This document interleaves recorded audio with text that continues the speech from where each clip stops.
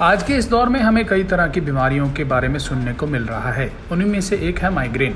Migraine एक ऐसी अवस्था है जिसमें इंसान को बार बार गंभीर सिरदर्द का एहसास होता है। आमतौर पर इसका प्रभाव सीधे सिर में देखने को मिलता है और दर्द आता जाता रहता है। हालांकि कई लोगों में यह दर्द पूरे सिर में भी होता है। माइग्रेन साधारण सिरदर्द से हटकर एक विशेष तरह का सिरदर्द है और इससे पूरी दुनिया में कई लोग पीड़ित हैं। ऐसे में इस बीमारी का इलाज भी लोगों को नामुमकिन सा लगता है।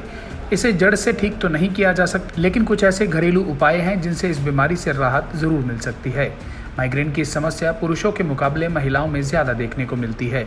इसके अलावा यह बीमारी बच्चों में भी पाई जाती है। आमतौर पर इसका असर कुछ घंटों तक होता है, लेकिन यह कुछ दिन तक भी रह सकता है। इसके साथ ही उल्टियां आना, चक्कर आना, प्रकाश और ध्वनि के प्रति संवेदनशीलता और भ्रम जैसी परिस्थितियों का अनुभव हो सकता है। माइग्रेन की इस समस्या से आजकल बहुत ज़्यादा लोग जूझ रहे हैं। माइग्रेन की समस्या के बचाव के बारे में सच कहूं संवाददाता ने चंडीगढ़ के डॉक्टर विमल से बात की तो उन्होंने क्या कहा, आप भी सुनिए। नमस्कार, मैं डॉक्टर विमल बेग सेक्टर 30 चंडीगढ़ में प्रैक्टिस करता हूँ। माइग्रेन एक प्रकार का सिर दर्द है जो बहुत ही स्वीर होता है। पेशेंट के आम आदमी का इसमें दिनचर्या के ऊपर भी असर पड़ता है। कई बार तो ये जल्दी ठीक हो जाता है और कई बार कई घंटे कई दिन ले जाता है ठीक होने में। इसका बहुत ज़्यादा जिनको मानसिक तनाव रहता है उनको हो सकता है। जो खाने पीने में ज़्यादा गड़बड़ करते हैं, तला हुआ खाना, एसिड कंट्रोल का खाना, एसिड जिनसे ज़्यादा बनता है उनसे हो जाता है। और लेडीज़ में ये आमतौर पर पुरुषों के मुकाबले में ज़्यादा होता है। बेसिकली ये कुछ ट्रिगर फैक्टर्स होते हैं जिनके कारण माइग्रेन सिर दर्द जो है ना वो शुरू हो जाता है।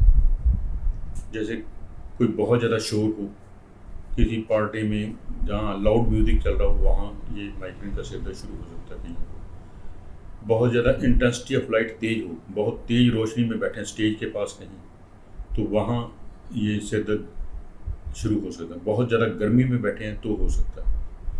खाने पीने की बदपरहेज़ी चल रही हो तो भी हो सकता है। बच्चों में ये जंक फूड ज़्यादा खाएं, चॉकलेट्स का इस्तेमाल ज़्यादा करें, कैफ़ीन वाली चीज़ें, तो उनसे हो सकता है।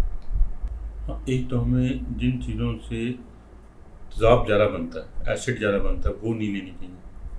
ठीक है।